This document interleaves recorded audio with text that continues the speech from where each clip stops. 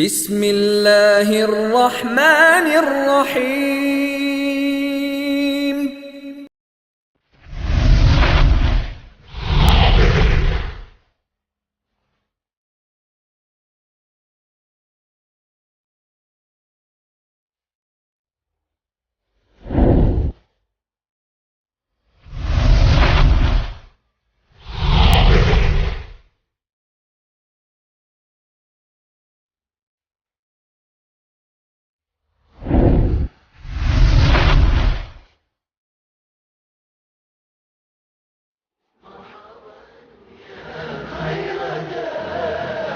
طلع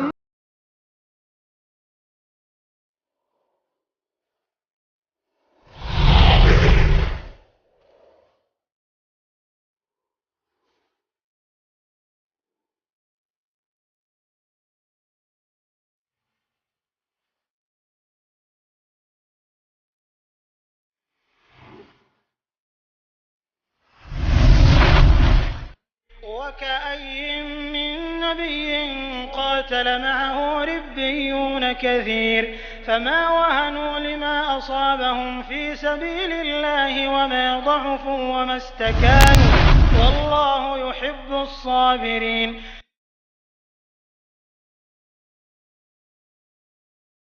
السلام عليكم ورحمة الله وبركاته. إن الحمد لله نحمده ونستعينه ونستغفره ونعوذ بالله من شرور أنفسنا ومن سيئات أعمالنا. من يهده الله فلا مضل له ومن يضلل فلا هادي له وأشهد أن لا إله إلا الله وحده لا شريك له وأشهد أن محمدا عبده ورسوله. يا أيها الذين آمنوا اتقوا الله حق تقاته ولا تموتن إلا وأنتم مسلمون. يا أيها الناس اتقوا ربكم الذي خلقكم من نفس واحدة وخلق منها زوجها وبث منهما رجالا كثيرا ونساء واتقوا الله الذي تساءلون به والأرحام إن الله كان عليكم رقيبا. يا أيها الذين آمنوا اتقوا الله وقولوا قولا سديدا يصلح لكم أعمالكم ويغفر لكم ذنوبكم ومن يطع الله ورسوله فقد فاز فوزا عظيما. أما بعد فإن خير الحديث كتاب الله وخير الهدي هدي محمد صلى الله عليه وسلم وشر الأمور محدثاتها وكل محدثة بدعة وكل بدعة ضلالة وكل ضلالة في النار. اللہ تعالیٰ کا بے انتہا شکر و احسان ہے جس کی توفیق سے دروس سیرت کا یہ مبارک سلسلہ الحمدللہ کامیابی کے ساتھ آگے بڑھ رہا ہے. آج کے درس میں ہم انشاءاللہ تعالی عہد نبوت کی دو عظیم جنگوں کے بارے میں سنیں گے. ایک جنگ احد اور ایک غزوہ خندق جسے جنگ احزاب بھی کہا جاتا ہے. غزوہ احد جو سن 3 ہجری میں پیش آیا، یہ غزوہ یعنی ہجرت کے بعد تیسرے سال. غزوہ احد دراصل غزوہ بدر کا انتقام لینے کی یہ کوشش تھی مشرکین مکہ کی جانب سے. غزوہ بدر میں جو شکست ہوئی تھی مشرکین کو، جو ہار لاحق ہوئی تھی مشرکین کو، تو مشرکین نے مسلمانوں سے اس ہار کا بدلہ لینا چاہا، انتقام لینا چاہا، اور اسی مقصد سے سن 3 ہجری میں 3000 کی تعداد میں مشرکین کی فوج مدینے پر حملہ آور ہوئی، اور پیارے نبی کو آپ کے جاسوسوں نے خبر دی تھی کہ مشرکین 3000 کی تعداد میں تیار ہو کر مدینے پر حملہ کرنے کے لیے نکل چکے ہیں. پیارے نبی نے مشورہ کیا کہ مشورہ اس بات پہ کہ مدینے کے اندر رہ کر اس فوج کا مقابلہ کیا جائے یا مدینے کے باہر نکل کر اس فوج کا مقابلہ کیا جائے.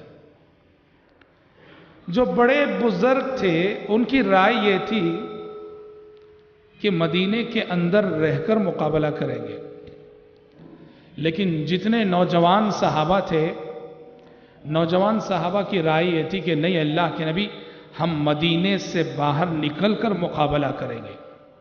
اور جنگ میں چونکہ نوجوان زیادہ کام آتے ہیں، اس لیے پیارے نبی نے ان کی رائے اور ان کے مشورے کو اہمیت دی اور یہ طے کیا کہ مدینے سے باہر نکل کے مقابلہ کریں گے.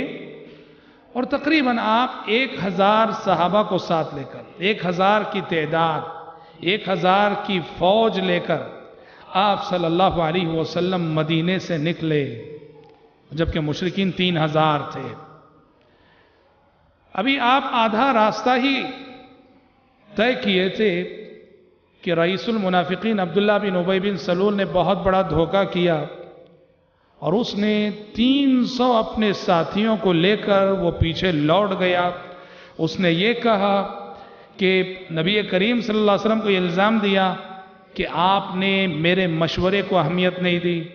میں نے کہا تھا کہ مدینے کے اندر رہ کر لڑیں گے اور آپ نے میرے سامنے نوجوانوں کے مشورے کو، بچوں کے مشورے کو اہمیت دی اور آپ مدینے سے باہر جا رہے ہیں. 300 ساتھیوں کو لے کر لوٹ گیا. غور کرنے کی بات ہے، پہلے ہی سے 3000 کے مقابلے میں مسلمان 1000 اور اب مسلمان صرف 700 ہو گئے. پیارے نبی صلی اللہ علیہ وسلم مدینے سے باہر نکل کے احد پہاڑ کے پاس پہنچے.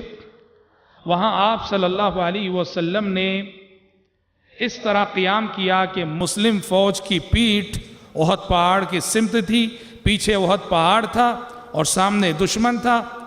اور آپ صلی اللہ علیہ وسلم نے احد پہاڑ کے پاس ایک چھوٹی سی پہاڑی تھی، وہاں 50 صحابہ کو پہلے ہی کھڑا کر دیا اور کہا کہ جنگ شروع ہونے کے بعد جنگ کا نتیجہ چاہے کچھ بھی ہو جائے، ہم جیتیں ہم ہاریں، جب تک میرا حکم نہ ہو اس وقت تک تم لوگ اس پہاڑی کو چھوڑ کر ہٹنا نہیں اور اس پہاڑی سے اترنا نہیں. 50 صحابہ کو عبداللہ بن جبیر کی قیادت میں پیارے نبی نے اس پہ کھڑا کر دیا اور اس پہاڑی کا نام ہی جبل رومات. جبل رومات پہ 50 صحابہ کو آپ نے کھڑا کر دیا اور جنگ شروع ہوئی. جنگ شروع ہوئی تو جنگ کے 2 مرحلے تھے. دیکھو 3000 کی تعداد میں مشرکین، 700 کی تعداد میں مسلمان. جنگ کے 2 مرحلے تھے. جنگ کا پہلا مرحلہ وہ تھا جس میں صحابہ نے، مسلمانوں نے بہادری کے خوب جوہر دکھائے، شجاعت، جواں مردی کا ثبوت دیا، ہمت سے لڑتے رہے. نتیجے میں یہ 700 کے مقابلے میں وہ 3000 کی فوج ٹک نہ سکی. مشرکین جنگ ہار گئے اور جنگ ہار کر مشرکین میدان جنگ چھوڑ کر بھاگ کھڑے ہوئے. معرکہ مسلمانوں کے ہاتھ آ گیا، مسلمان میدان جنگ مار لے گئے، جیت گئے اور دشمن میدان جنگ چھوڑ کر بھاگ کھڑا ہوا.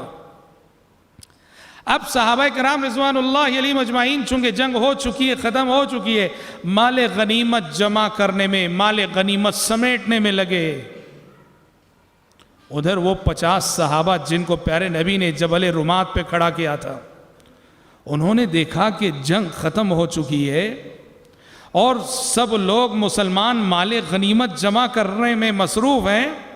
انہوں نے کہا کہ چلو ہم بھی مال غنیمت جمع کرتے ہیں، اکٹھا کرتے ہیں. ان کے جو امیر عبداللہ بن جبیر تھے، انہوں نے انہیں پیارے نبی کی نصیحت اور بات یاد دلائی.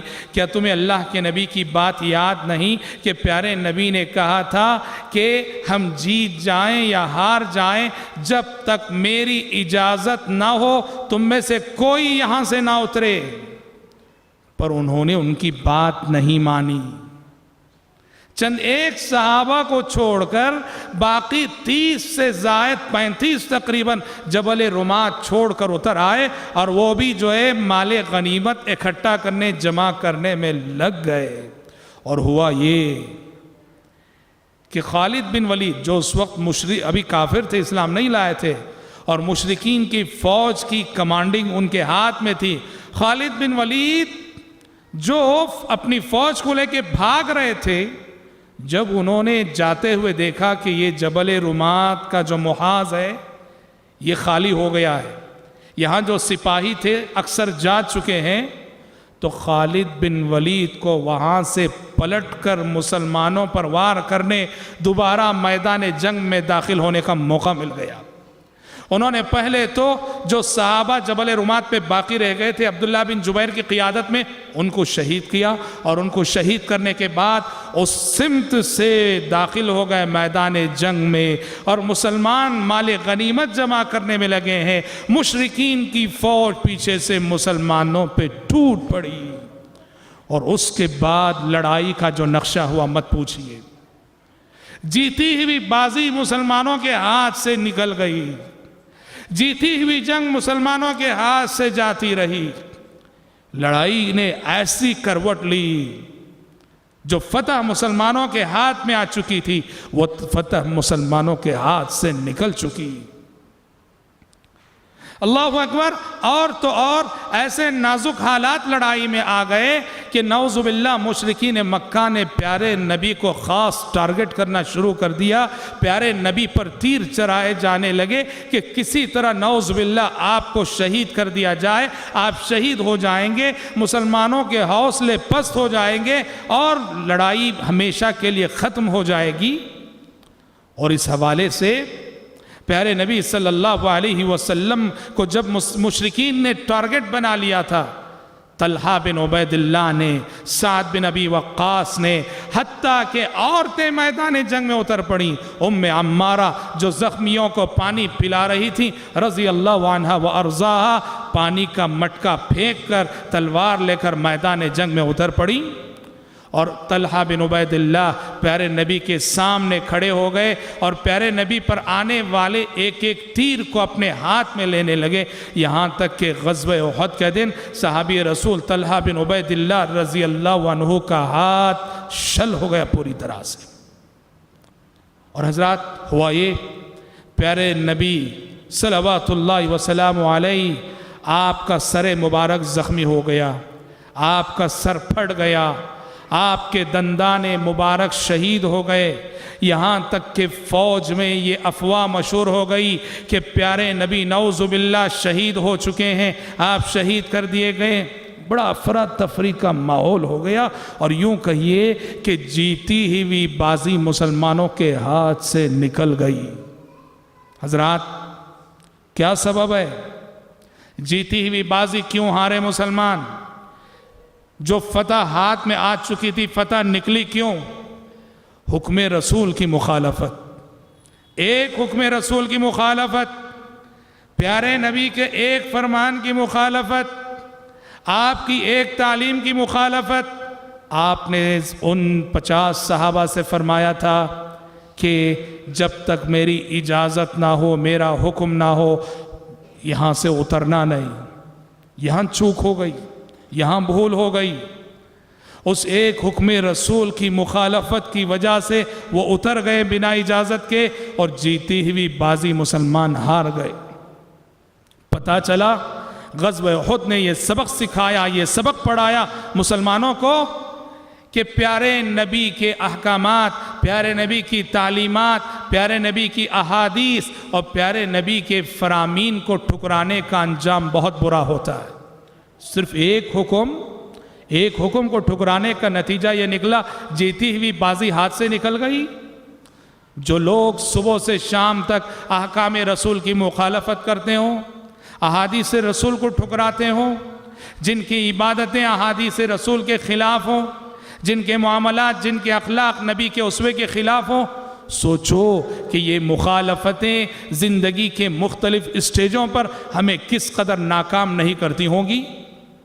اور حضرات وہیں ایک بات یہ بھی معلوم ہوتی ہے، پیارے نبی کی جنگی بصیرت کا بھی پتہ چلتا ہے، پیارے نبی کی کتنی دور اندیشی تھی اور کیسی جنگی بصیرت آپ رکھتے تھے۔ جنگ شروع ہونے سے پہلے اس پہاڑی کی اہمیت کو کیسے آپ نے پہچانا، یہ کتنی اہم پہاڑی ہے کہ آپ نے کہا تھا کہ یہ ایک ایسا محاذ ہے کہ اگر اس محاذ پہ ہمارا قبضہ اور کنٹرول رہے گا بازی ہمارے ہاتھ میں رہے گی، اور اگر اس محاذ سے ہم ہٹیں گے بازی ہمارے ہاتھ سے نکل جائے گی۔ پیارے نبی کی جنگی بصیرت پہ روشنی پڑتی ہے۔ آپ ایک کامیاب فوجی جرنیل تھے، آپ ایک کامیاب فوجی مدبر تھے، آپ کی پلاننگ، آپ کی منصوبہ بندی اور جنگی معاملات میں آپ کی مہارت کا ثبوت ہے، جو آپ نے اس پہاڑی پہ 50 صحابہ کو کھڑا کیا تھا اور انہیں یہ آرڈر دیا تھا کہ جب تک میری اجازت نہ ہو وہاں سے اترنا نہیں۔ کیسے آپ نے اس جگہ کی اہمیت کو جانا اور کیسے آپ نے اس جگہ کی اہمیت کو پہچانا۔ اللہ اکبر، 70 صحابہ شہید ہو گئے، 70 صحابہ شہید ہو گئے، اور یہ وہی تعداد تھی کہ غزوہ بدر میں 70 کافر مارے گئے تھے۔ قرآن مجید کہتا ہے وَتِلْكَ الْأَيَّامُ نُدَاوِلُهَا بَيْنَ النَّاسِ، کل اگر ان کو زخم لگے تھے آج تم کو زخم لگ رہے ہیں۔ زندگی اسی کا نام ہے، زندگی اسی کا نام ہے۔ کل کسی دن تمہارا دشمن زخم کھائے گا اور کسی دن تمہیں زخم کھانے پڑیں گے، زندگی اسی کا نام ہے۔ وَتِلْكَ الْأَيَّامُ نُدَاوِلُهَا بَيْنَ النَّاسِ، اور ان شہیدوں میں اللہ اکبر سب سے قیمتی جان، ہر صحابی کی جان اپنی جگہ قیمتی تھی، لیکن ان شہیدوں میں سب سے قیمتی جان جو اللہ کے راستے میں قربان ہوئی وہ نبی کریم صلی اللہ علیہ وسلم کے چچا سید الشہداء حمزہ بن عبد المطلب رضی اللہ عنہ کی جان ہے، جنہیں وحشی نام کے ایک شخص نے باقاعدہ ٹارگٹ کر کے نیزہ مارا اور حمزہ رضی اللہ عنہ اس غزوے میں شہید کر دیے گئے۔ حضرات، اس غزوہ احد میں کچھ واقعات ایسے ہوئے جو بڑے ہی سبق آموز واقعات ہیں، جن میں ہمارے لیے اور آپ کے لیے بڑا ہی درس عبرت ہے۔ سب سے پہلا درس عبرت تو وہی ایک حکم رسول کی مخالفت کی وجہ سے جیتی ہوئی جنگ مسلمان اپنے ہاتھ سے جو ہے چھوڑنے پہ مجبور ہوئے۔ یہ بہت بڑا سبق سیکھنے کی بہت بڑا سبق ہے جو سیکھنا ہے۔ اللہ قرآن میں کہتا ہے فَلْيَحْذَرِ الَّذِينَ يُخَالِفُونَ عَنْ أَمْرِهِ أَن تُصِيبَهُمْ فِتْنَةٌ أَوْ يُصِيبَهُمْ عَذَابٌ أَلِيمٌ۔ جو لوگ حکم رسول کی مخالفت کرتے ہیں انہیں ڈرنا چاہیے۔ جو لوگ اللہ کے نبی کے تعلیمات، آپ کی حدیثوں، آپ کی سنتوں، آپ کے فرامین کی مخالفت کرتے ہیں انہیں ڈرنا چاہیے کہ اس مخالفت کے نتیجے میں وہ کسی فتنے میں مبتلا ہو جائیں گے یا کوئی المناک عذاب انہیں آ لے گا، المناک عذاب کی گرفت میں وہ آ جائیں گے۔ حضرات، غزوہ احد میں کچھ واقعات ایسے ہوئے جو بڑے ہی سبق آموز، اور جن واقعات کے اندر ہمارے لیے آپ کے لیے بڑا حوصلہ ہے، بڑی ہمت ہے اور عبرت بھی ہے۔ ایک واقعہ انس بن نضر رضی اللہ عنہ۔ انس بن نضر یہ وہ صحابی تھے کہ غزوہ بدر میں شریک نہ ہو سکے تھے۔ غزوہ بدر میں شرکت کا موقع جب انہیں نہیں ملا تو انہوں نے اللہ سے وعدہ کیا تھا، قسم کھائی تھی کہ اللہ کی قسم زندگی میں پھر کوئی موقع آئے تو میں اپنی بہادری کے جوہر دکھاؤں گا اور غزوہ بدر میں شرکت سے جو محروم میں رہا میں اس کا تدارک کروں گا۔ غزوہ احد کا موقع آیا، انس بن نضر رضی اللہ عنہ غزوہ احد میں شریک ہوئے اور بہادری کے ایسے جوہر دکھائے کہ اللہ اکبر، غزوہ احد میں یہ شہید ہو گئے اور ان کے بدن پر 80 سے زائد زخم پائے گئے، 80 سے زائد زخم، اور وہ سارے کے سارے زخم سامنے کے حصے پر تھے، پیچھے حصے پر نہیں، جس کا مطلب یہ ہے کہ زخم کھا کر بھی وہ آگے بڑھتے رہے، کبھی پیچھے مڑنے کی بات سوچی نہیں۔ 80 زخم، اور چہرے سے لے کر قدم تک چہرہ اتنا مسخ ہو گیا تھا، پہچانے نہیں جا رہے تھے کہ کون ہے۔ ان کی بہن نے انگلی کا پور دیکھ کے پہچانا تھا کہ یہ میرے بھائی انس بن نضر ہیں۔ انہی کے بارے میں اللہ تعالیٰ نے وہ آیت نازل کی، من المؤمنین رجال صدقوا ما عاهدوا اللہ علیہ فمنہم من قضى نحبہ ومنہم من ينتظر وما بدلوا تبدیلا۔ کچھ اللہ کے بندے ایسے ہیں، کچھ اللہ کے بندے ایسے ہیں کہ اللہ سے کیے ہوئے وعدے کو انہوں نے پورا کر دکھایا، کچھ تو ایسے ہیں جو اپنا وعدہ پورا کر چکے، اور کچھ ہیں جو انتظار میں ہیں، موقع کی تاک میں ہیں، موقع کی تلاش میں ہیں کہ کب موقع آئے اور ہم اللہ کے راستے میں بہادری کے جوہر دکھائیں۔ وَمَا بَدَّلُوا تَبْدِيلًا، اور انہوں نے اللہ کے عہد و پیمان اور اللہ کے وعدے میں کسی قسم کی تبدیلی نہ کی۔ یہ ایک واقعہ وہ بھی ہوا جو بڑا مشہور واقعہ ہے. جب غزوہ ختم ہوا، جنگ ختم ہوئی، پیارے نبی نے دیکھا کہ حنظلہ بن ابی عامر کو فرشتے غسل دے رہے ہیں. پیارے نبی نے پوچھا یہ کیا بات ہے، ماجرا کیا ہے؟ اس حنظلہ کو، شہداء بہت ہیں، ان شہیدوں میں حنظلہ کو ملائکہ اور فرشتے خاص غسل کیوں دے رہے ہیں؟ گھر میں پوچھنے پر پتہ چلا کہ ابھی شادی ہوئی تھی. اللہ اکبر، ابھی شادی ہوئی تھی. انہوں نے دلہن سے تعلقات قائم کیے تھے اور اعلان سنا تھا. نبی کے منادی نے اعلان کیا تھا کہ جنگ کے لیے چل پڑو. غسل کرنے کا موقع بھی نہیں ملا تھا. اسی حالت میں جنگ میں شریک ہوئے تھے اور جام شہادت نوش کر گئے تھے. اللہ اکبر، اپنی جنسی جذبات کی قربانی دینے والا یہ نیا دولہا رب العالمین کے نزدیک اس کی قربانی یوں مقبول ہوئی کہ رب العالمین نے آسمانوں سے فرشتے اتارے کہ اس حنظلہ کو، اس نوشو کو، اس دلہے کو جو اپنی نئی نویلی دلہن کو چھوڑ کر جس نے میدان جنگ کا رخ کیا، جسے غسل کرنے کی فرصت نہ ملی، اے میرے ملائکہ جاؤ اسے غسل دے آؤ. اللہ کے ملائکہ انہیں غسل دے رہے تھے اور اسی لیے انہیں لقب ملا غسیل الملائکہ. غسیل الملائکہ وہ شخصیت اور وہ ہستی جسے اللہ کے فرشتے اور اللہ کے ملائکہ نے غسل دیا. حضرات، غزوہ احد کے واقعات میں سے ایک سبق آموز واقعہ یہ بھی تھا. صحابی جب جنگ چل رہی تھی، ایک طرف مشرکین تھے، ایک طرف مسلمان تھے. صحابی رسول حذیفہ بن یمان رضی اللہ عنہ وارضا، ان کے والد جنگ میں شریک ہونے کے لیے آئے. ذرا تاخیر سے آئے، ذرا دیر سے آئے، اور آتے ہوئے انہوں نے راستے کا انتخاب غلط کیا. اس راستے سے آئے جو راستہ انہیں مشرکین کی فوج کے قریب کر دیا تھا. اب وہ وہاں سے ہوتے ہوئے مسلمانوں کی فوج کی طرف بڑھ رہے تھے، مسلمانوں کی فوج میں شامل ہونے کے شریک ہونے. کون؟ حضرت حذیفہ بن یمان کے والد یمان، جو مومن ہیں، سچے مسلمان ہیں، صادق الایمان ہیں، جنگ میں شریک ہونے کے لیے آ رہے ہیں. بس راستے کا انتخاب غلط کیا کہ جس سمت مشرکین کھڑے ہوئے تھے اس سمت سے آ رہے تھے فوج میں شامل ہونے کے لیے. اور لڑائی کا موقع آپ جانتے ہیں، شور ہوتا ہے، ہنگامہ ہوتا ہے، آواز ہوتی ہے، غبار ہوتی ہے، دھول ہوتی ہے. حذیفہ کے والد ادھر سے آ رہے ہیں فوج میں شامل ہونے کے لیے. دیکھنے والے صحابہ کو یوں لگا کہ ادھر سے جب آ رہے ہیں یعنی کوئی کافر آ رہا ہے، کوئی مشرک آ رہا ہے مسلمانوں سے لڑنے کے لیے. چند صحابہ آگے بڑھے تلوار لے کر، اور ادھر حذیفہ بن یمان پکار رہے ہیں، آواز دے رہے ہیں، لوگوں میرے باپ ہیں وہ، میرے باپ ہیں وہ، میرے باپ ہیں وہ. جنگ کے ہنگامے میں کہاں سے سنائی دیتا ہے؟ مسلمان آگے بڑھے، ان پہ تلوار چلا دی.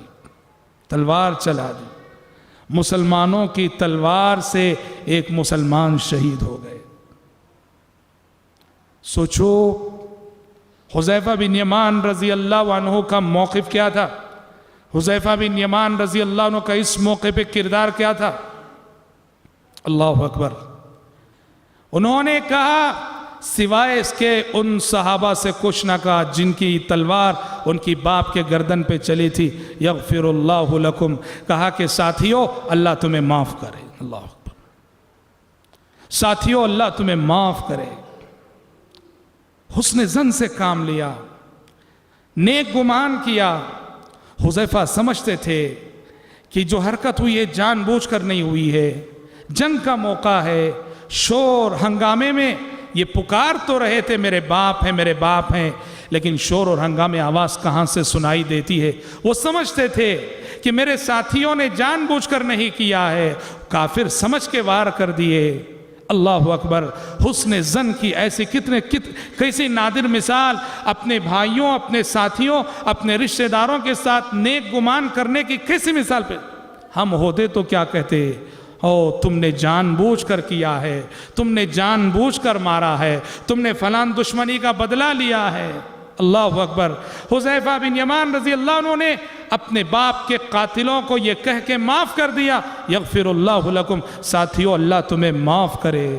اور پھر ان صحابہ کے سلسلے میں اپنے دل میں ذرا برابر کدورت نہ رکھی، نفرت نہ رکھی اور منفی قسم کے جذبات نہ رکھے۔ تاہم پیارے نبی نے حذیفہ بن یمان کے زخم پہ مرہم رکھنا چاہا۔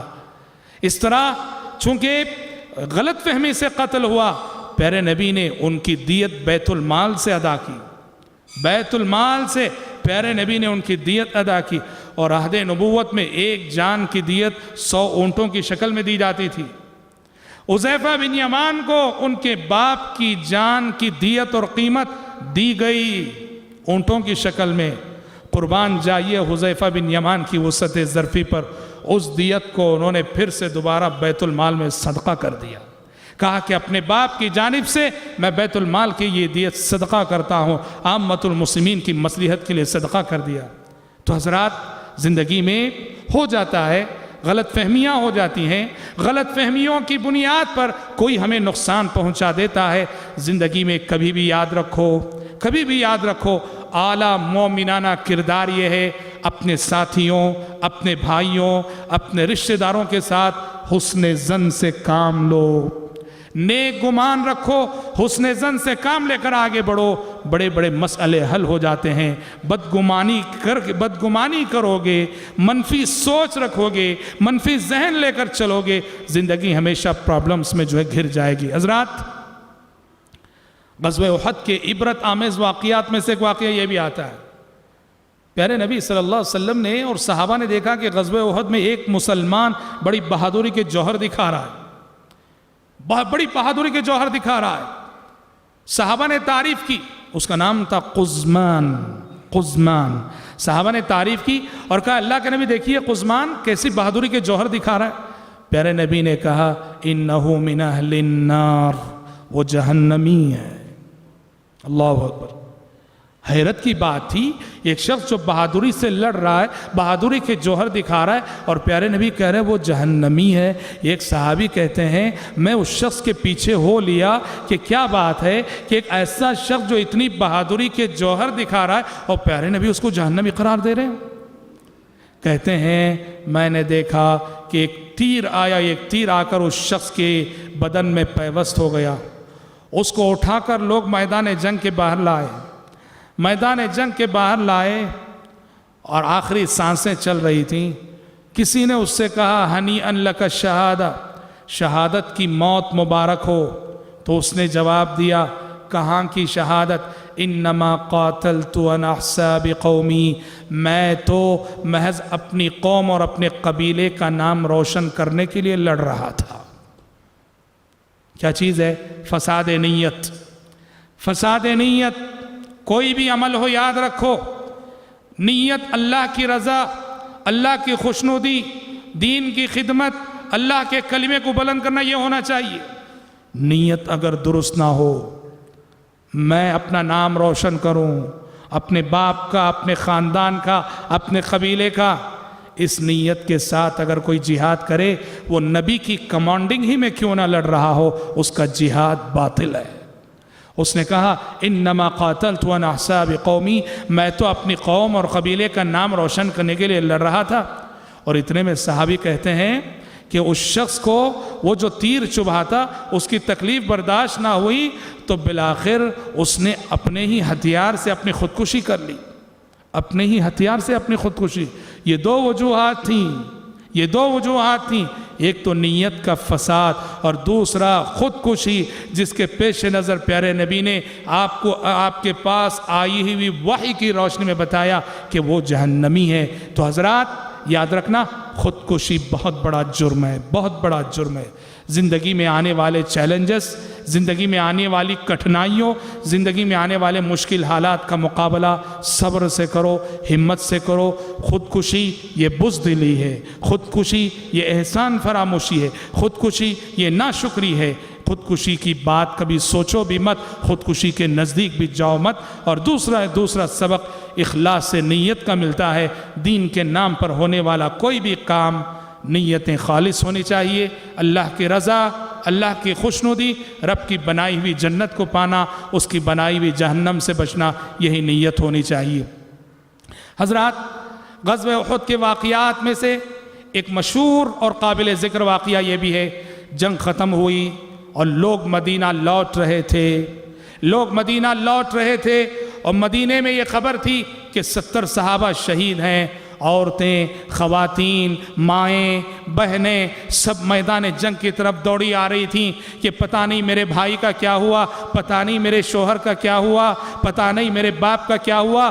بنو دینار قبیلے کی ایک عورت، اسے لوگوں نے راستے میں بتایا، اس نے لوگوں سے پوچھا، کہا کہ اللہ کے نبی کیسے ہیں؟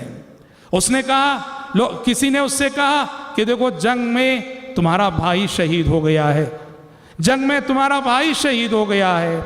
اس نے کہا مجھے بتاؤ اللہ کے نبی کیسے ہیں؟ دوسرے نے آ کے بتایا کہ جنگ میں تمہارا باپ شہید ہو گیا ہے۔ اس نے کہا مجھے پہلے یہ بتاؤ کہ اللہ کے نبی کیسے ہیں؟ تیسرے نے آ کے بتایا جنگ میں تمہارا شوہر شہید ہو گیا ہے۔ اس نے کہا کہ مجھے پہلے یہ بتاؤ کہ اللہ کے نبی کیسے ہیں۔ جب اسے بتایا گیا کہ اللہ کے نبی محفوظ ہیں، صحیح سالم ہیں، اور آپ کی شہادت کی جو خبر پھیلی تھی وہ محض افواہ تھی، تو اس خاتون نے اپنے شوہر، اپنے باپ اور اپنے بھائی کو گنوانے کے بعد کہا تھا، کل مصیبت بعدک جلل یا رسول اللہ، اے اللہ کے نبی اگر آپ زندہ ہیں تو شوہر کی شہادت، بھائی کی شہادت اور باپ کی شہادت میرے لیے آسان اور چھوٹی مصیبت ہے، آپ کی زندگی، آپ کی حیات یہ میرے لیے سب سے بڑھ کر ہے۔ حضرات سوچو صحابہ نے کس قدر چاہا تھا نبی کو، کس قدر چاہا تھا نبی کو، کس قدر محبت کی تھی نبی سے، کیسی جان نثاری کا ثبوت دیا تھا نبی کریم صلی اللہ علیہ وسلم۔ اور یہ صرف ایک خاتون کی بات نہیں، تقریباً تمام صحابہ کا یہی رویہ تھا، تمام صحابہ کا یہی معاملہ تھا۔ حضرات غزوہ احد میں جیسا کہ ہم نے کہا 70 صحابہ شہید ہوئے۔ پیارے نبی نے حکم دیا کہ 70 صحابہ یہ جو شہید ہے انہیں غسل نہ دیا جائے، انہیں ان کے زخموں میں اور انہیں ان کے لباس میں، جو کپڑے وہ پہنے ہوئے ہیں، جو لباس وہ پہنے ہوئے اسی لباس میں زخموں کے ساتھ بنا غسل دیے ہوئے دفن کیا جائے۔ اور 70 صحابہ کے لیے 70 قبریں کھودنی مشکل تھیں، تو پیارے نبی نے حکم دیا ایک ایک قبر میں 2 3 صحابہ کو دفن کیا جائے۔ پتہ چلا کہ جب اجتماعی اموات ہو جاتی ہیں، زلزلہ آ گیا اللہ نہ کرے، سیلاب آ گیا اللہ نہ کرے، سینکڑوں جانیں چلی گئیں، سینکڑوں قبروں کی کھدائی مشکل ہے، اجتماعی قبریں بنائی جا سکتی ہیں، ایک ایک قبر میں کئی اشخاص کو دفن کیا جا سکتا ہے۔ تو ایک ایک قبر میں 2 3 صحابہ دفن کیے گئے، اور پیارے نبی صلی اللہ علیہ وسلم فرماتے تھے قبر میں سب سے پہلے اس کو رکھو جس کو قرآن مجید کا سب سے زیادہ علم اور قرآن مجید کا سب سے زیادہ حفظ ہو، قدموا اکثرہم قرآنا، جسے قرآن زیادہ یاد ہو اسے پہلے مقدم کرو۔ پتہ چلا کہ ایک مومن کے لیے قبر وہ جو ہے جنت کا ایک حصہ ہے۔ وہ آپ نے کہا صاحب قرآن کو پہلے دفناؤ، صاحب قرآن کو پہلے رکھو، صاحب قرآن کو لحد میں رکھو تاکہ وہ نعمتیں، جنت کی نعمتیں تک پہلے وہ پہنچے۔ تو قبر جو بظاہر ہمیں دیکھنے میں مٹی کا ایک گڑھا نظر آتی ہے، برزخی عالم، برزخی زندگی اور غیبی عالم کے حصے سے دیکھا جائے، ایک مومن کے لیے، ایک مسلمان کے لیے وہ جنت کا گھر ہے، وہ آرام کا گھر ہے جہاں جلدی جانا ایک مومن کے لیے باعث مسرت ہوتا ہے، باعث فرحت ہوتا ہے۔ ہاں کافر کے لیے وہی قبر وہ جہنم کا گڑھا ہے، کافر کے لیے، مومن کے لیے وہ مسرت کا گھرانہ ہے۔ اسی لیے پیارے نبی نے کہا قدموا اکثرہم قرآنا، جسے قرآن زیادہ یاد ہے پہلے اس کو رکھو۔ حضرات یہ کچھ حالات تھے جو غزوہ احد سے متعلق تھے۔ کچھ حالات غزوہ خندق اور غزوہ احزاب کے بھی میں آپ کے سامنے آج کے درس میں پیش کر دیتا ہوں۔ غزوہ احزاب اور غزوہ خندق یہ سن 5 ہجری میں پیش ہے، یعنی غزوہ احد کے 2 سال بعد۔ اور یہ غزوہ خندق اور غزوہ احزاب کی خصوصیت یہ تھی کہ مسلمانوں کے 2 دشمن اس جنگ میں مل گئے تھے۔ کون؟ یہودی اور مشرکین۔ انشاءاللہ یہودیوں پر مستقل ایک دن میری گفتگو ہوگی، اس میں بتاؤں گا کہ پیارے نبی نے یہودیوں کے قبیلے بنو نذیر کو مدینے سے نکال کر جلا وطن کیا تھا۔ بنو نذیر کے لوگوں نے سازش کر کے، اکسا کر کافروں کو یہود اور مشرکین دونوں تقریباً 10,000 کی تعداد میں مشترکہ فوج لے کر مدینے پر حملہ آور ہو گئے۔ پیارے نبی کو اطلاع ملی کہ یہود اور مشرک ایک ہو گئے ہیں اور 10,000 کی فوج مدینے پر حملے کے ارادے سے نکل چکی ہے۔ پیارے نبی کا معمول تھا ہر معاملے میں مشورہ کرتے۔ دیکھو یاد رکھو، کسی بھی اجتماعی معاملے میں مشورہ بہت ضروری ہوتا ہے۔ پیارے نبی کے پاس آسمان سے وحی آتی تھی، آپ کو مشورے کی ضرورت نہ تھی، پھر بھی آپ مشورہ کرتے تھے، اس لیے کہ اللہ کا حکم تھا وَشَاوِرْهُمْ فِي الْأَمْرِ۔ مشورے میں کوئی ایسی بات آ جاتی ہے جس سے اللہ تعالیٰ سب کو فائدہ پہنچا دیتا ہے۔ آپ نے صحابہ سے مشورہ کیا، 10,000 کی فوج آ رہی، کیا جائے؟ کئی مشورے آئے، سلمان فارسی رضی اللہ عنہ کے مشورے کو آپ نے قبول کیا۔ سلمان نے مشورہ دیا، اے اللہ کے نبی، 10,000 کی فوج جو بظاہر ناقابل تسخیر ہے، کہا کہ ہمارے ہاں فارس میں ایک طریق جنگ ہے، وہ یہ ہے کہ دشمن کو روکنے کے لیے دشمن کے راستے میں گڑھا کھود دیا جائے، خندق کھود دی جائے، کافی لمبا گڑھا کھود دیا جائے۔ اور اے اللہ کے نبی، میں سمجھتا ہوں کہ اگر آپ اس طریقے کو یہاں آزمائیں گے دشمن کو ہم روک سکتے ہیں۔ اور پیارے نبی کو یہ مشورہ بہت پسند آیا، اس لیے کہ مدینہ 3 طرف سے پہاڑوں سے گھرا ہوا ہے۔ مدینے کے 3 طرف پہاڑ ہیں، دائیں بائیں پیچھے پہاڑ۔ دشمن ان 3 طرف سے مدینے میں نہیں آ سکتا، آئے گا تو یہ 1 سائڈ جو آگے کھلا ہوا یہیں سے آئے گا۔ پیارے نبی نے سلمان فارسی رضی اللہ عنہ کے مشورے کو قبول کرتے ہوئے آپ نے سوچا کہ یہ طرف جو خالی ہے یہاں بڑی خندق کھود دیں گے، بڑی خندق کی کھدائی کر دیں گے، بڑا گڑھا کھود دیں گے، اس طرح کے دشمن وہاں آ کے کھڑا ہو جائے اور اس سے آگے بڑھنے کا موقع نہ ملے۔ 10 صحابہ کی ٹیم بنائی اور 10 صحابہ کو آپ نے حکم دیا تھا 40 گز جو ہے تمہیں کھودنا ہے۔ 10 صحابہ کی ایک ٹیم اور ہر ٹیم کی ذمہ داری 40 گز زمین کی کھدائی۔ اور حضرات، زمین کی کھدائی، عرب کی وہ ریتیلی زمین اور پتھریلی زمین، کتنا مشکل کام۔ اور زمین کی کھدائی فقر و فاقے کے عالم میں سوچو کہ کتنا بڑا چیلنج ہے۔ صحابہ کی ٹیمیں دھوپ کو برداشت کرتے ہوئے، فقر و فاقے کو برداشت کرتے ہوئے کھدائی میں مشغول تھی، کھدائی میں مصروف تھی۔ پیارے نبی صحابہ کی اس غربت کو دیکھ رہے تھے، اس مشقت کو دیکھ رہے تھے، اور آپ بھی کھدائی کر رہے تھے، اور آپ کی زبان پہ شعر تھا، اللہم لا عیش الا عیش الاخرہ فاغفر الانصار والمہاجرہ۔ اے اللہ، حقیقی آرام تو آخرت کا آرام ہے۔ یہاں تھکیں گے تھکنا ہے، جتنا تھکنا ہے تھکیں گے، پروردگارہ حقیقی آرام تو آخرت کا آرام ہے۔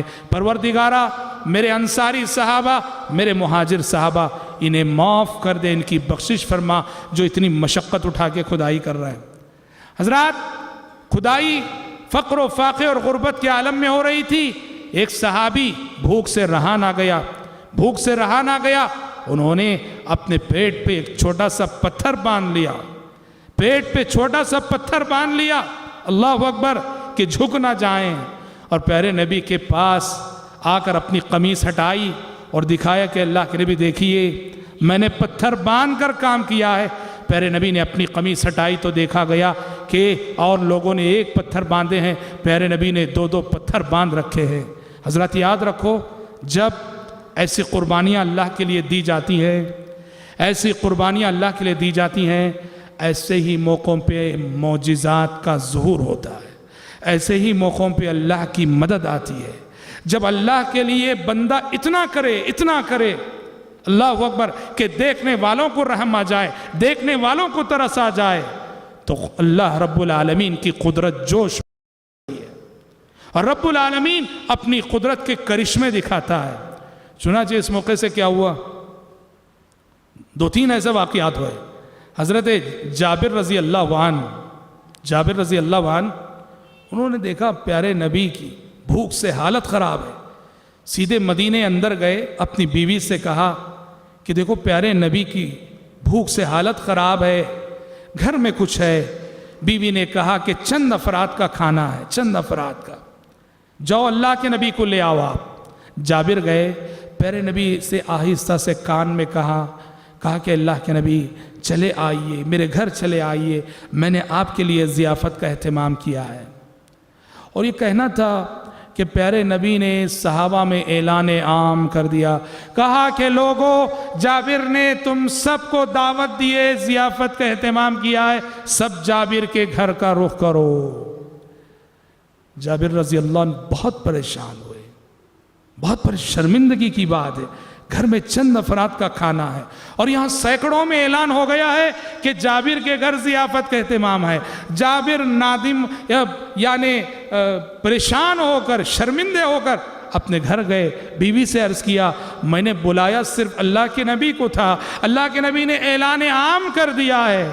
بیوی سمجھدار تھی، کہا کہ اگر اللہ کے نبی نے اعلان کیا ہے تو ہمیں ڈرنے کی اور پریشان ہونے کی ضرورت نہیں، اللہ تبارک و تعالیٰ انتظام کرے۔ پیارے نبی تشریف لائے اور جابر کی پریشانی دیکھی، کہا جابر پریشان نہ ہونا، کہا ہانڈی کہاں ہے، ہانڈی کہاں ہے جس میں غذا ہے؟ ہانڈی دکھائی گئی، آپ نے اس ہانڈی میں خیر و برکت کی دعا کی، خیر و برکت کی دعا کی اور اپنے صحابہ سے کہا باری باری ایک ایک گروپ آئے اور کھاتا ہوا جائے۔ اللہ اکبر، سینکڑوں کی تعداد میں صحابہ باری باری آتے گئے، کھاتے گئے اور سب کے کھانے کے باوجود جابر کے برتن میں کھانا جیسا کا ویسا بچا رہا۔ کل کے درس میں نے آپ کو بتایا کہ عہد نبوت میں بے شمار مرتبے ایسا ہوا ہے، اللہ کی مدد اس شکل میں آئی ہے، وقت پڑنے پر کھانا زیاد ہو گیا، وقت پڑنے پر پانی زیاد ہو گیا، وقت پڑنے پر دودھ میں برکت آ گئی۔ اس میں سے ایک موقع ہے، خندق کی کھدائی کے موقع پر ایک واقعہ یہ بھی پیش آیا، ایک چٹان آ گئی، ایک چٹان، صحابہ کھدائی کر رہے ہیں، ایک چٹان آ گئی جو کسی سے پھوڑی نہیں جا رہی، پھوٹ نہیں رہی ہے۔ صحابہ اللہ کے نبی کے پاس آئے، آ کے کہا کہ اللہ کے نبی چٹان آ گئی ہے، پھوٹ نہیں رہی ہے۔ پیارے نبی تشریف لے گئے، آپ نے کدال اپنے ہاتھ میں لی اور اس چٹان پہ ایک ضرب لگائی، چٹان کے ٹکڑے ہوئے اور ایک روشنی نکلی۔ پیارے نبی نے کہا شام فتح ہونے والا ہے۔ اس روشنی کے ساتھ ہی آپ نے کہا سرزمین شام، ملک شام فتح ہونے والا ہے، میری امت شام کو فتح کرے گی۔ پھر آپ نے دوسری ضرب لگائی، چٹان کے اور ٹکڑے ہوئے، ایک اور روشنی نکلی، آپ نے کہا فارس فتح ہونے والا ہے، میری امت ان قریب ایران کو فتح کرنے والی ہے۔ پھر آپ نے ایک اور ضرب لگائی، چٹان کے اور ٹکڑے ہوئے، روشنی نکلی، نور نکلا۔ پیارے نبی نے کہا یمن فتح ہونے والا ہے، میری امت یمن کو فتح کر کے رہے گی۔ حضرات دیکھو، مشکل اوقات میں، مشکل گھڑی میں، جہاں جان کے لالے پڑے ہیں، فقر و فاقہ ہے، دانے دانے کو ترسا جا رہا ہے، آسمان سے آنے والی وحی نبی کو روشن مستقبل کی بشارتیں سنا رہی تھیں، اور وہ بشارتیں نبی کریم صلی اللہ علیہ وسلم وحی الہی سے لے کر اپنے صحابہ کو سنا رہے تھے، ان کا حوصلہ بڑھانے کے لیے، انہیں ہمت دینے کے لیے، تاکہ وہ ان مصیبتوں کو، مشقتوں کو برداشت کرتے رہیں۔ بالآخر خندق تیار ہو گئی اور نبی کریم صلی اللہ علیہ وسلم صحابہ کو لے کر مدینے سے، کیونکہ خندق ذرا مدینے سے باہر کھودی گئی تھی، آ کر اس گڑھے کے کنارے سب بستہ کھڑے ہو گئے۔ مشرکین کی فوج آئی 10,000 کی تعداد میں، اور اس خندق کو دیکھ کر حیران اور ششدر رہ گئی۔ انہیں سمجھ میں نہیں آ رہا تھا کہ یہ کیا تدبیر اور کیا حیلہ اختیار کیا مسلمان۔ عرب کے لوگ اس طریقے جنگ سے ناواقف تھے، دشمن کی پیش رفت کو روکنے کے لیے خندق کی کھدائی کرنا عربوں کے تصور میں یہ تو فارس سے آیا ہوا۔ سلمان جو فارس سے آئے تھے، انہوں نے وہاں کے کلچر کی روشنی میں مشورہ دیا تھا جس کو آپ نے اپنایا تھا۔ حیران رہ گئے مشرکین، حیران رہ گئے یہودی۔ اب گڑھے کے اس کنارے 10,000 کی فوج کھڑی ہے اور گڑھے کے اس پار مسلمان کھڑے ہیں، کچھ نہیں کر سک رہے، کچھ نہیں کر سک رہے۔ تھوڑی بہت تیر اندازی، ادھر سے کوئی تیر چلا، ادھر سے کوئی تیر چلا، اکا دکا صحابہ ذرا زخمی بھی ہوئے، ادھر سے جو تیر آئے سعد بن معاذ زخمی ہوئے، لیکن باقاعدہ جنگ کرنے کے لیے کوئی راستہ ہی نہیں ان کے پاس۔ ارے وہ تو آج یہ سمجھ کے آئے تھے 10,000 کی تعداد میں ہیں، آج مسلمانوں کو کچل کے جائیں گے، فیصلہ کو لڑائی لڑ کے جائیں گے۔ سارے خواب انہیں چکنا چور ہوتے نظر آئے۔ کھڑے ہوئے اسی حالت میں ایک بہت بڑا مسئلہ ہو گیا. مسئلہ کیا ہوا؟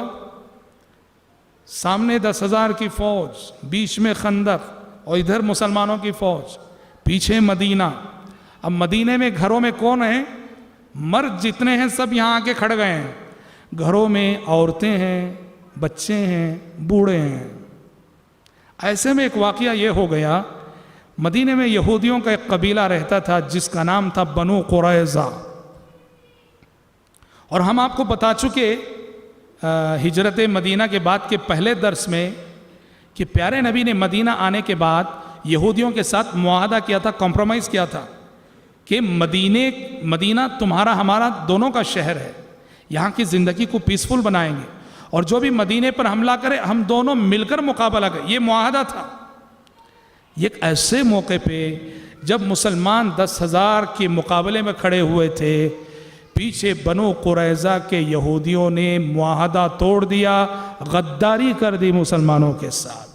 انہوں نے اعلان کر دیا کہ محمد کے ساتھ ہمارا جو عہد و پیمان تھا کہ ہم اور وہ ایک ہے، مدینے کو ہم دونوں مل کر دفاع کریں گے مدینے کا، ہم اس معاہدے کو توڑ دیتے ہیں.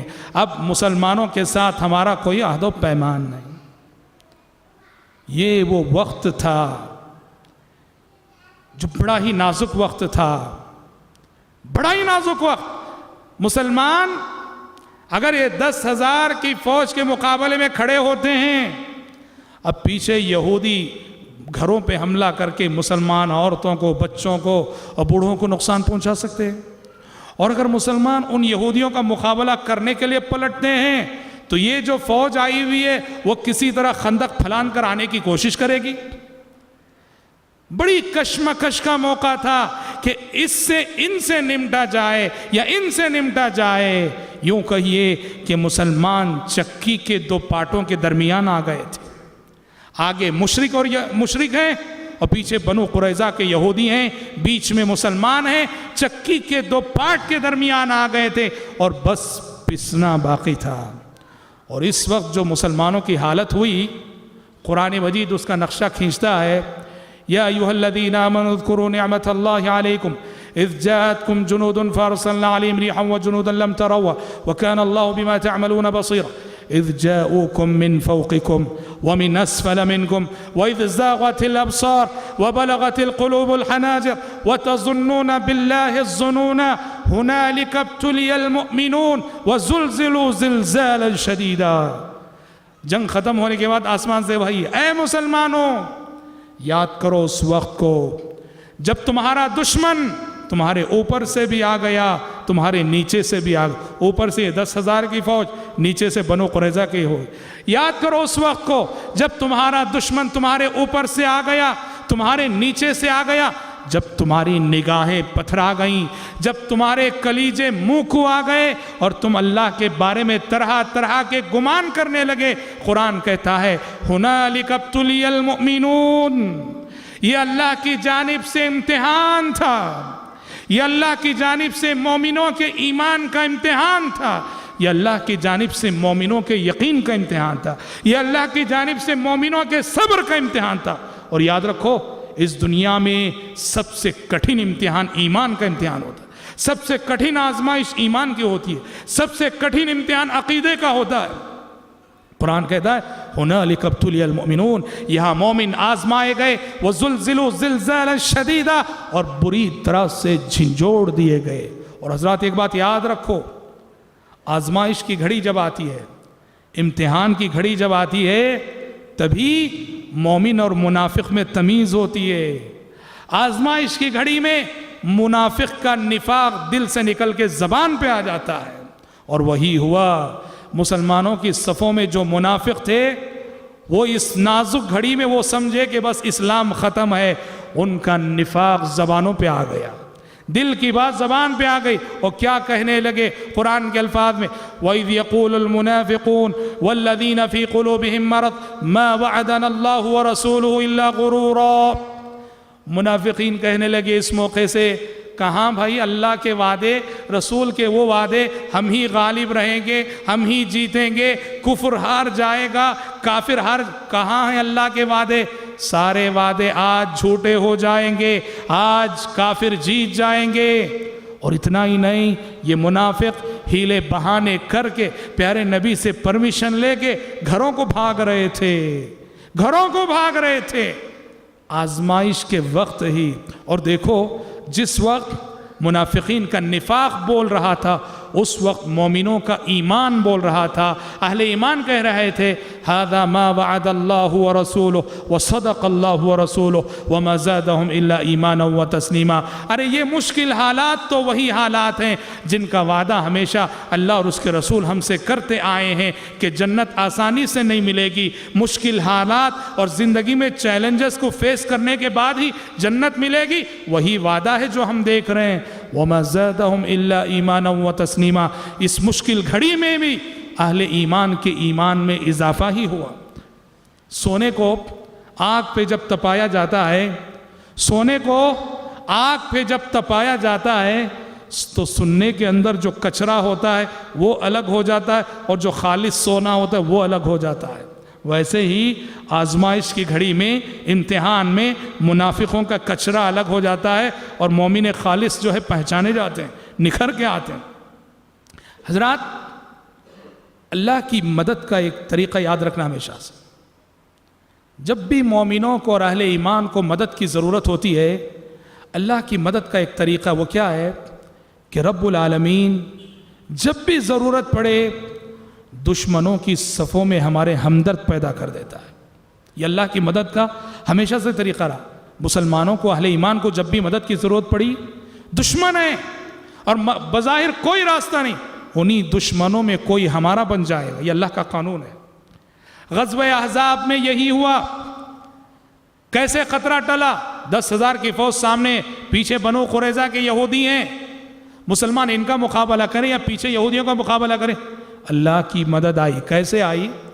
یہ جو 10,000 کی فوج تھی اس میں سے ایک شخص نعیم بن مسعود عین اس موقع پہ مسلمان ہو کر آ گئے۔ اللہ نے ان کے دلوں میں اس وقت ایمان ڈال دیا، رضی اللہ عنہ وارضا۔ اللہ اکبر۔ آئے ہیں مسلمانوں سے لڑنے کے لیے، مدینے کا ماحول، مدینے کے حالات، صحابہ کے چہرے، نبی کا چہرہ دیکھے ایمان دل میں داخل ہو، مسلمان ہو گئے اور پیارے نبی کے پاس آئے۔ اور ایسے معلوم ہوتا ہے کہ خندق کی کھدائی کے باوجود یکا دکا افراد کے آنے جانے کا راستہ وہاں موجود تھا۔ نعیم بن مسعود سیدھے پیارے نبی کی خدمت میں آئے، آ کے کہا اے اللہ کے نبی دیکھیے میں مسلمان ہو رہا ہوں، مسلمان ہو گئے۔ اور کہا اللہ کے نبی میں دیکھ رہا ہوں کہ آپ کتنے ٹینشن میں ہیں، آپ اور آپ کے صحابہ کتنی مشکل میں ہیں، آپ مجھے یوز کیجئے، بتائیے میں کیا ہیلپ کر سکتا ہوں آپ کی، بتائیے کیا مدد کر سکتا ہوں میں آپ کی۔ کہا کہ آپ مجھے یوز کر سکتے ہیں اس وقت، کیونکہ میرے اسلام لانے کی خبر کسی کو نہیں ہے۔ پیارے نبی نے کہا کہ نعیم ایک کام کر سکتے ہو تو کرو۔ کہا کیا؟ کہا کہ یہ جو 10,000 کی فوج ہے تمہاری آئی ہوئی اور یہ جو یہودی بنو قریظہ، ان دونوں میں پھوٹ ڈال سکتے ہو، ان کو لڑا سکتے ہو تو لڑا دو۔ نعیم بن مسعود نے کہا لڑاؤں گا اللہ کے نبی، ذرا جھوٹ کہنے کا پرمیشن دیجئے، جھوٹ کہنے کی اجازت دیجئے، لڑاؤں گا۔ پیارے نبی نے کہا الحرب خدعہ، جنگ نام ہے دھوکہ دہی کا، 3 موقع پہ جھوٹ جائز ہے اسلام میں۔ جی ہاں، بیوی اور شوہر کے درمیان ہنسی مذاق میں جھوٹ، جی، اور 2 لڑتے ہوئے افراد کے درمیان صلح کرانے کے لیے جھوٹ بولا جا سکتا ہے، اور تیسرا موقع جنگ کا موقع۔ پیارے نبی نے کہا بالکل کہہ سکتے ہو۔ انہوں نے اپنا کردار ادا کیسے ادا کیا؟ سیدھے کیا کیے نعیم؟ بنو قریظہ کے پاس گئے، جو بنو قریظہ کے، جا کے ان سے کہا کہ دیکھو مجھے پتا چلا ہے کہ تم نے محمد کے ساتھ تمہارا جو عہد و پیمان تھا وہ توڑ دیا تم نے۔ انہوں نے کہا بالکل۔ کہا کہ کتنی بڑی غلطی تم نے کی، میں نے یہ خبر جیسے ہی سنی تمہاری خیر خواہی، تمہاری بھلائی کے لیے دوڑ کے آؤں۔ کہا بات کیا؟ کہا کہ دیکھو ہم 10,000 کی تعداد میں جو آئے ہیں، آج رہیں گے، کل رہیں گے، پرسوں رہیں گے، پھر ہم چلے جائیں گے۔ تم کو یہاں محمد کے ساتھ ہمیشہ رہنا ہے، تم نے ایسے موقع پہ محمد کے ساتھ غداری کی ہے، عہد شکنی کی ہے، ہمارے جانے کے بعد کیا محمد تم کو ایسے ہی چھوڑ دیں گے کہ ہم یہاں سے جائیں گے اور محمد اور اس کے ساتھی تمہاری خوب خبر لیں گے؟ کہا کہ ہاں بات تو سچی ہے۔ کہا مسئلے کا حل کیا ہے؟ نعیم بن مسعود نے کہا مسئلے کا حل یہ ہے کہ تم ہماری جو 10,000 کی فوج آئی ہے ان سے ڈیمانڈ کرو کہ تم لوگ 50 آدمی اپنے ہمارے پاس رہن رکھو، اس بات کی گارنٹی اور ضمانت کے طور پر کہ ہم کو بے یار و مددگار چھوڑ کر نہیں جاؤ گے، تمہارے 50 آدمی ہمارے پاس رہن میں رکھو، یہ ڈیمانڈ کرو۔ مشورہ دیا، مخلصانہ مشورہ نعیم بن مسعود رضی اللہ عنہ کا، کہا کہ ان سے ڈیمانڈ کرو کہ 50 آدمی تمہارے ایک گارنٹی کے طور پہ ہمارے پاس رکھو کہ کل کے روز ہم کو بے یار و مددگار چھوڑ کر نہیں جاؤ گے۔ بنو قریظہ نے بات تو بہت سچی ہے، مشورہ تمہارا بہت سچا ہے، یہ کہہ کے نعیم بن مسعود سیدھے وہاں گئے اپنی فوج کے پاس، 10,000 کی فوج، وہاں جا کے کہا کہ لوگوں، سردار سے، ابو سفیان ان کے کمانڈر تھے، اسے کہا ابھی پتہ چلا ہے مجھے باوثوق ذرائع سے کہ بنو قریظہ نے جو عہد شکنی کر دی تھی وہ اپنی عہد شکنی پہ نادم ہو چکے ہیں، پشیمان ہو چکے ہیں، شرمندہ ہو چکے ہیں، اور پھر سے محمد اور بنو قریظہ میں عہد و پیمان ہو گیا ہے، اندرونی طور پہ پھر سے بنو قریظہ کے یہودی اور محمد مل گئے ہیں اور معاہدہ اس شرط پہ طے پایا ہے کہ وہ ہمارے 50 آدمی لے کے محمد کے حوالے کر دیں گے، وہ ہمارے 50 آدمی لے کے محمد کے حوالے کر دیں گے۔ اس شرط پہ دونوں میں معاہدہ پھر سے ہو چکا ہے۔ اچھا ایسی بات ہے، ابو سفیان نے اپنے 2-3 آدمی تحقیق کے لیے بھیجے، جیسے ہی وہ 2-3 آدمی بنو قریظہ کے پاس گئے، بنو قریظہ نے پہلی بات یہ کہی، دیکھو ہم تمہارا ساتھ تبھی دیں گے جب تمہارے 50 آدمی ہمارے پاس گارنٹی کے طور پر رکھو۔ جیسے ہی 50 آدمی کہا، ان کو یقین ہو گیا کہ نعیم بن مسعود کی بات سچی ہے کہ ہمارے 50 آدمی کو لے کے محمد کے حوالے کریں گے۔ اس طرح دونوں میں پھوٹ پڑ گئی، انہوں نے کہا کہ ہم 50 آدمی نہیں دیں گے، انہوں نے کہا 50 آدمی نہیں دو گے ہم تمہاری مدد نہیں کریں گے۔ وَكَفَ اللَّهُ الْمُؤْمِنِينَ الْقِتَالَ۔ اس طرح نعیم بن مسعود نے بڑی چالاکی سے ان دونوں میں پھوٹ ڈال دی، پچھلا خطرہ ٹل گیا، پچھلا خطرہ ٹل گیا، کیونکہ بنو قریظہ نے کہہ دیا جب تک 50 آدمی نہیں دو گے ہم تمہاری مدد نہیں کریں گے۔ اب سامنے کا خطرہ، یہ 10,000 کا خطرہ، یہ کیسے ٹلا؟ یہ جو ہے غیبی طاقت سے ٹلا، غیبی طاقت سے ٹلا۔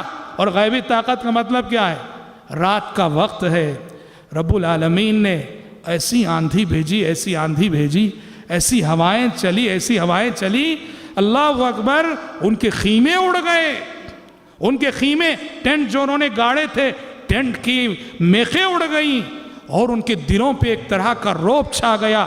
قرآن کے الفاظ میں اللہ کے ملائکہ آئے اور ان کے دلوں میں رعب ڈال دیا۔ قرآن نے کہا یا ایھا الذین آمنوا اذکروا نعمت اللہ علیکم اذ جاءتکم جنود فارسلنا علیہم ریحا وجنودا لم تروها، یاد کرو جب ہم نے تمہارے دشمنوں پر آندھی بھیجی، ہوائیں بھیجی، اور ایسے لشکر بھیجے جنہیں تم نے دیکھا نہیں، یعنی ملائکہ کے لشکر۔ نبی کریم، آندھی چل رہی ہے، سخت تاریکی ہے، پیارے نبی نے جاسوسی کے لیے حذیفہ بن یمان کو بھیجا، حذیفہ جاؤ دشمن کی خبر لے کر آؤ، کیا گزر رہی ان پر۔ سخت تاریکی ہے، ٹھنڈی رات ہے، ہوائیں چل رہی ہیں، فرشتوں نے کافروں کے دلوں میں رعب ڈالا ہوا ہے۔ حذیفہ گئے، دیکھا مشرکین کے کمانڈر ابو سفیان، سمجھ رہے ہیں، ابو سفیان اعلان کر رہے ہیں، کیا اعلان کر رہے ہیں؟ لوگوں سخت تاریکی ہے، تم میں سے ہر شخص اپنے پڑوسی کو دیکھ لے کہ کہیں کوئی جاسوس تو گھس نہیں آیا ہے۔ تم میں ابو سفیان اعلان کر رہے ہیں اپنی فوج میں، ہر شخص اپنے پڑوسی کو دیکھ لے کہ کون ہے۔ حذیفہ کہتے ہیں قبل اس کے کہ میرا پڑوسی مجھے پوچھے کون ہے، میں نے آگے بڑھ کے اس کو پوچھ لیا کون ہو جی تم، تاکہ وہ مجھے نہ پوچھے، وہ پوچھے گا تو میں پھنس جاؤں گا۔ میں نے اس سے پوچھ لیا کون ہو، تاریکی چھائی ہوئی تھی، اللہ اکبر۔ حذیفہ کہتے ہیں میں نے دیکھا ہوائیں چل رہی ہیں، ان کے خیمے اڑ رہے ہیں، ان کے جانور بدک رہے ہیں، اور ایسا رعب چھایا کہ ابو سفیان نے اعلان کر دیا لوگوں اب ہم سے یہاں رہا نہیں جائے گا، جس کو رہنا ہے رہے۔ ابو سفیان نے اپنا بوریا بستر لپیٹا اور روانہ ہو گئے میدان جنگ چھوڑ کر، اور کسی بھی فوج کا کمانڈر جب شکست کھا جائے، کسی بھی فوج کا کمانڈر اور جرنیل جب میدان چھوڑ کر بھاگ جائے تو سمجھو کہ وہ فوج شکست کھا چکی۔ ابو سفیان کا جانا تھا کہ پوری مشرکین کی فوج واپس ناکام لوٹ گئی۔ پیارے قرآن نے کہا وَكَفَى اللَّهُ الْمُؤْمِنِينَ الْقِتَالَ، غزوہ احزاب میں مسلمانوں کو لڑنے کی ضرورت نہ آئی، 10,000 کی فوج پوری تیاری کے ساتھ آ کر بری طرح سے ناکام لوٹی اور اللہ نے ان کی طاقت ایسی توڑی۔ اس دن اللہ کے نبی نے فرمایا تھا صلوات اللہ وسلام علیہ، جب یہ 10,000 کی فوج واپس، آپ نے کہا الآن نغزوہم ولا یغزوننا، کہا کہ آج کفر کی کمر ٹوٹ گئی، آج کفر کی طاقت ٹوٹ گئی۔ آپ نے کہا آج تک کافر ہم پہ حملہ کرتے تھے، آج سے تاریخ بدل چکی ہے، اب کافر آگے بڑھ کر حملہ کرنے کی پوزیشن میں نہیں رہیں گے، آئندہ ہوگا یہ ہم آگے بڑھ کے ان پہ حملہ کریں گے۔ اور بعد کے حالات آپ دیکھیں تو وہی ہوا، بعد کی جتنی جنگیں ہوئی مسلمانوں نے آگے بڑھ کر حملہ کیا تھا، اقدام کیا تھا۔ یہ پیارے نبی کی جنگی بصیرت کی دلیل تھی کہ جیسے آپ نے پیشین گوئی فرمائی الان نغزوہم ولا یغزوننا، آج کے بعد ہم ان پہ حملہ کریں گے، وہ ہم پہ حملہ کرنے کی پوزیشن میں نہیں ہے۔ وہی ہوا حضرات۔ یہ کچھ حالات تھے غزوہ احد اور غزوہ احزاب کے، جسے غزوہ خندق بھی کہا جاتا ہے۔ باقی حالات مدنی زندگی کے ہم انشاءاللہ تعالی کل کے درس میں آنے والے دروس میں سنیں گے۔ آج اسی پر اکتفا کرتے ہیں اور دعا کرتے ہیں کہ اللہ رب العالمین ہم سب کو، آپ سب کو یہ توفیق عطا فرمائے کہ ہم اپنی عملی زندگی کو سیرت رسول کے سانچے میں ڈھال سکیں۔ اللہم آمین۔ وآخر دعوانا ان الحمد للہ رب العالمین۔